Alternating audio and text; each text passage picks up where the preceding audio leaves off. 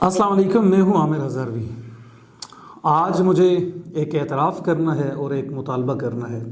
मैं चाहूँगा कि पाकिस्तान के साथ मोहब्बत करने वाले जो लोग हैं वो आज मेरा व्लॉग ज़रूर देखें, और वो लोग जो बाअसर हैं, जो इस रियासत के करता धरता हैं, और ख़ुसूसन हमारे चीफ़ हमारी रियासत के जो सरबराह हैं, वज़ीर आज़म, वज़ीर दिफ़ा, वो लोग अगर मेरी बात उन तक भी पहुँचे तो ये बहुत अच्छा होगा। पहला जो मुझे एतराफ़ करना है वो ये है कि हमने अपनी ज़िंदगी में, ये सच्ची बात है कि पाकिस्तान के हवाले से जितनी पेशन गोइयाँ सुनी हैं, पाकिस्तान के हवाले से जितनी बातें हमने सुनी हैं, हमारे दिमाग में ये बैठ चुका था कि पाकिस्तान एक नाकाम रियासत है। उसकी वजह यह है कि हमें माजी में मैंने सबसे पहले जो एक छोटा सा रिसाला पढ़ा था वो था अताउल्लाह शाह बुखारी साहब का, जिसका उन्वान था कि पाकिस्तान में क्या होगा। और फिर मौलाना अबुल कलाम आज़ाद की वो पेशन गोइयाँ जो उन्होंने कहा था कि पाकिस्तान यूं दो टुकड़े हो जाएगा, पाकिस्तान सरमायादारों, नवाबों और फलां लोगों का होगा। अच्छा, ये मजहबी हवाले से ये दो शख्सियात थी जिन्होंने पाकिस्तान के हवाले से इतना कुछ लिख रखा था, इतना कुछ कह रखा था। और फिर हमारे टीवी चैनल पे एक नामवर एंकर हैं कामरान खान, उन्होंने भी मौलाना अबुल कलाम आज़ाद की जो पेशन गोइयाँ थी उस हवाले से भी एक प्रोग्राम किया था। एक ये था कि इन लोगों ने पाकिस्तान के हवाले से ये कह रखा है और वो हम अपनी ज़िंदगी में होता देख रहे हैं। और दूसरा जनरल मुशर्रफ का जो दौर था, हमने यानी मेरा अगर आप शऊरी सफ़र कह दें वो 2008, 9, 10 के बाद का है कि जब हमने ये मीडिया को देखना शुरू किया, अखबारात पढ़ना शुरू किए। 11 के बाद का अगर आप ज़्यादा कहें तो हमने प्रॉपर चीज़ों को देखना शुरू किया। और उस वक्त इंटरनेशनल मीडिया में पाकिस्तान के ख़िलाफ़ प्रोपेगेंडा किया जाता कि ये एक नाकाम रियासत है, एक दहशतगर्द रियासत है, इस रियासत ने अपने यहाँ दहशतगर्दों को पनाह दे रखी है। पाकिस्तान की पॉलिसी के ऊपर बात हुआ करती थी, दुनिया ने हमारे ऊपर नज़रें जमाई हुई थी, और फिर ये सिलसिला चलता रहा। सच्ची बात यह है कि हम बदज़नी हुए हमेशा। हमारा जो भी हुक्मरान आया उसकी जो पॉलिसियाँ थी उसने कोई मोहब्बत का जज्बा हमारे अंदर उजागर नहीं हो सका। बस एक रवायती जो सिलसिला था जो चल रहा था, बस सो चल रहा था। लेकिन जहन में ये बात थी कि जब भी मौका मिला तो इस मुल्क को छोड़ कर चले जाएंगे। कहीं भी अगर मौका मिलता है तो यार अपने बच्चों का मुस्तकबिल महफूज कर लें और यहाँ से चले जाएं। क्या रखा है इस मुल्क में, ये ख्यालात थे, ये बातें थी। लेकिन उसका एक पस मंज़र है, वो पस मंज़र मैंने आपको बताया। वो एक तरफ इंटरनेशनल मीडिया, हमारा लोकल मीडिया, और ये बड़ी शख्सियात जो नज़रियाती एतबार से पाकिस्तान के वजूद के ख़िलाफ़ थी, यही चीज़ें हमारे जहन में थी कि पाकिस्तान एक नाकाम रियासत है।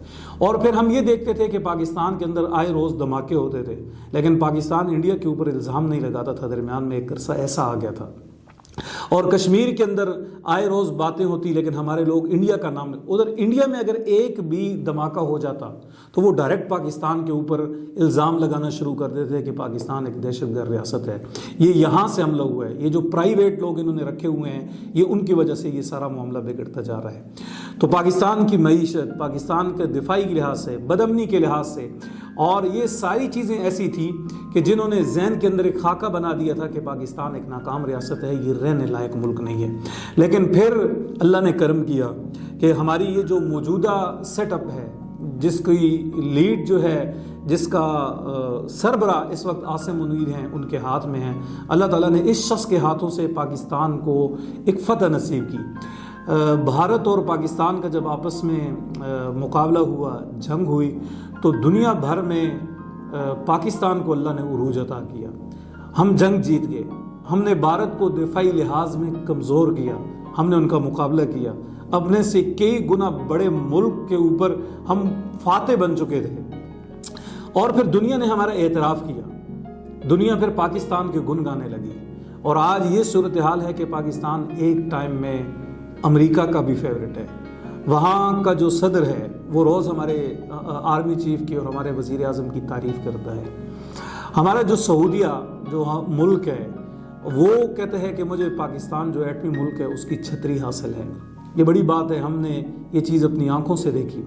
और आज पाकिस्तान मेज़बान बनने जा रहा है किसका? अमेरिका का, ईरान का। और गज़ा अमन बोर्ड में पाकिस्तान को एक अहम किरदार दिया गया। जहाँ बाकी ममालिक थे वहाँ पाकिस्तान भी है। पाकिस्तान आज नुमाइंदगी कर रहा है, पाकिस्तान आज लीड कर रहा है। مسلم ممالک کو لیڈ کر رہا ہے، ایک سپر طاقت بدمست ہاتھی وہ اور ایران دوسری طرف لڑنے والے، ان کے درمیان صلح کروا رہا ہے، اسلام آباد میزبان بننے جا رہا ہے۔ یہ ہماری زندگی کا ایک وہ خواب ہے جو ہم نے دیکھا نہیں تھا، ہم مایوس تھے، لیکن اب ہم فخر اٹھا کے یہ بات کہہ سکتے ہیں کہ یہ میرا ملک ہے، یہ پاکستان ہے۔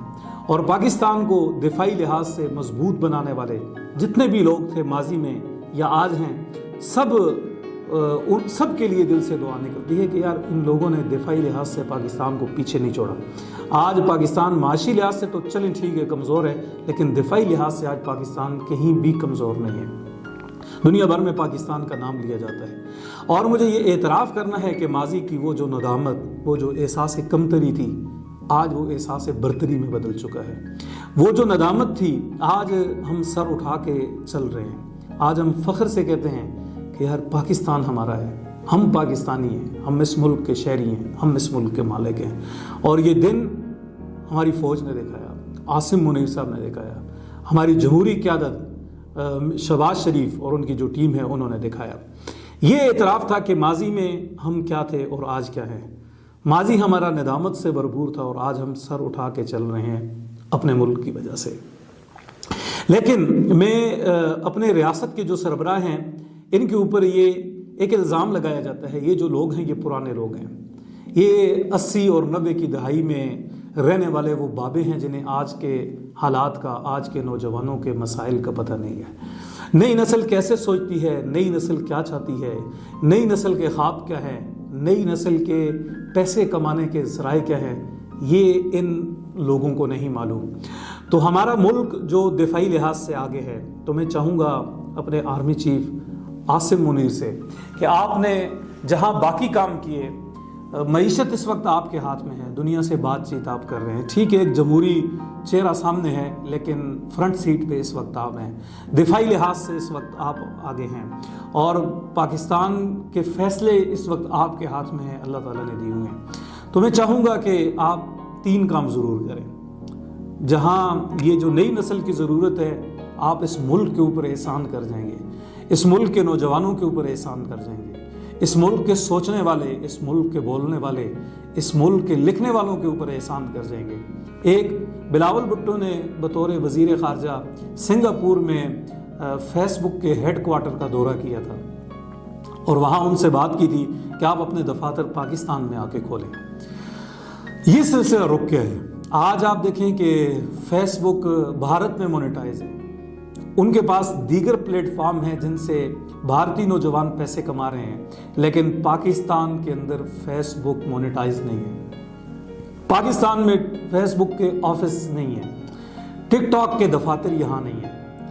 ہمارے وہ لوگ جو باہر پیسے کما رہے ہیں، کوئی ایڈمن باہر بناتا ہے، وہاں پیسے جاتے ہیں، پھر اس کے بعد ملک کے اندر آتے ہیں۔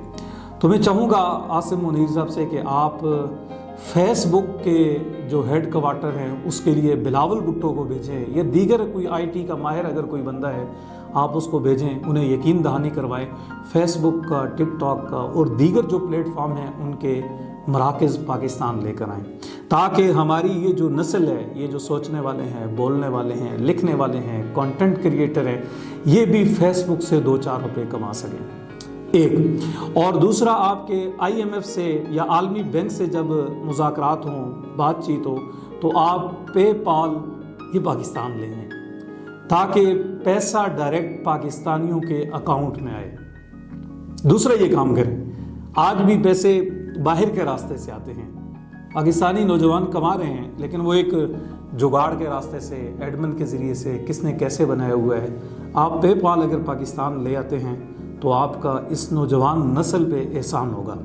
دوسرا کام یہ کر دیں کہ آپ کی آئی ایم ایف اور عالمی بینک کے ساتھ جب بات چیت ہو تو آپ مذاکرات میں یہ بھی رکھیں کہ آپ یہاں پہ پالنے ہیں۔ اور تیسرا، آپ ڈیجیٹل زون بنائیں اور وہاں بجلی سستی کریں، انٹرنیٹ تیز کریں، انٹرنیٹ کی سپیڈ تیز ہو، ٹیکس میں چھوٹ دیں۔ آپ جب یہ ڈیجیٹل زون بنائیں گے تو نوجوانوں کو جب آپ بجلی دیں گے، نوجوانوں کو جب آپ انٹرنیٹ دیں گے، نوجوانوں کو جب آپ کمانے کے مواقع دیں گے، تو یہ نوجوان اس ملک سے محبت کریں گے.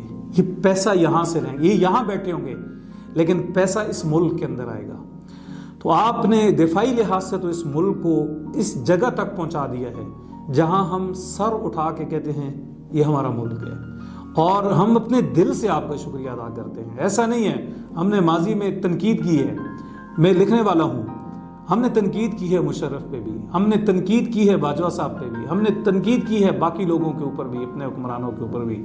دفاعی لحاظ سے جو غلطیاں تھیں ہم ان کے اوپر تنقید کرتے رہے ہیں, لیکن آج اگر ہم تعریف بھی کر رہے ہیں تو یہ اپنے دل سے کر رہے ہیں. ایسا نہیں ہے کہ یہ کسی خوف کا نتیجہ ہے, ایسا بھی نہیں ہے یہ کسی لالچ کا نتیجہ ہے. یہ اللہ جانتا ہے, یہ اس ملک کی محبت کا ہے کہ آپ نے ہمارے اندر یہ احساس تفاخر جگایا. اور میں نے کل ایک جملہ لکھا تھا کہ ہمیں سیاسی لحاظ سے, ہم کسی بھی سیاسی پارٹی سے تعلق رکھتے ہوں, ہمیں سیاسی اختلاف رکھنا چاہیے, لیکن ہم اپنے ملک کے اندر بیٹھ کے آج کے دور میں پاکستان ایک تاریخ بنا رہا ہے اور ہم اپنی آنکھوں سے تاریخ کو بنتا دیکھ رہے ہیں. ہم ان تاریخی لمحات میں موجود ہیں, یہ تاریخی لمحات ہیں اس ملک کے, اور ہمیں ان تاریخی لمحات کو بھولنا نہیں چاہیے, ہمیں ان تاریخی لمحات کو منانا چاہیے. قدرت زندگی میں, قدرت یہ مواقع بار بار نہیں دیتی. اللہ نے پاکستان کو عروج دیا ہے اور یہ پہلی مرتبہ ہے ہم ایسا عروج دیکھ رہے ہیں. ہم سے روس بھی خوش ہے, ہم سے چائنا بھی خوش ہے, ہم سے سعودیہ بھی خوش ہے, ہم سے ترکی بھی خوش ہے, ہم سے ایران بھی خوش ہے. خوش کے بجائے اگر میں یہ کہہ دوں کہ ان سارے ممالک کا پاکستان کے اوپر اعتماد ہے تو یہ زیادہ بات بہتر ہوگی.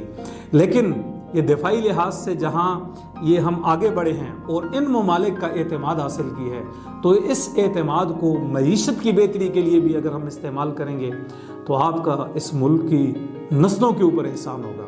آپ یہ دیکھیں نا کہ ہم سے ٹیکنالوجی کے اعتبار سے بھارت کے لوگ زیادہ پیسے کما رہے ہیں, بنگلہ دیش کے لوگ زیادہ پیسے کما رہے ہیں, دبئی دیکھیں زیادہ پیسے کما رہے ہیں, عرب زیادہ پیسے کما رہے ہیں.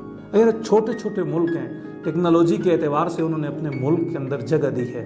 تو آپ اگر 3 کام کر دیتے ہیں, فیس بک کے دفاتر یہاں لے آتے ہیں, ٹک ٹاک والوں کو آپ یہ کہہ دیں کہ بھئی آپ اس ملک سے بزنس لے کے جاتے ہیں, بدلے میں آپ ہمیں کیا دے رہے ہیں, پے پال لے آتے ہیں یہاں, اور اگر ڈیجیٹل زون بنا دیتے ہیں جہاں بجلی سستی ہو, جہاں نیٹ تیز ہو, ٹیکس میں چھوٹ اگر دے دی جائے گی, تو یہ نوجوان یہ جہاں دفاعی لحاظ سے فخر کرے گا وہاں معاشی لحاظ سے بھی اپنے ملک کے اوپر فخر کرے گا.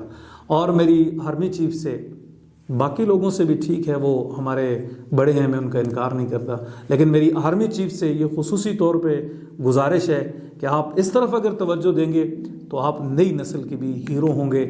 تاریخ آپ کو ہیرو لکھے گی, وقت آپ کو ہیرو لکھے گا, لکھنے والے آپ کو ہیرو لکھیں گے. بہت شکریہ.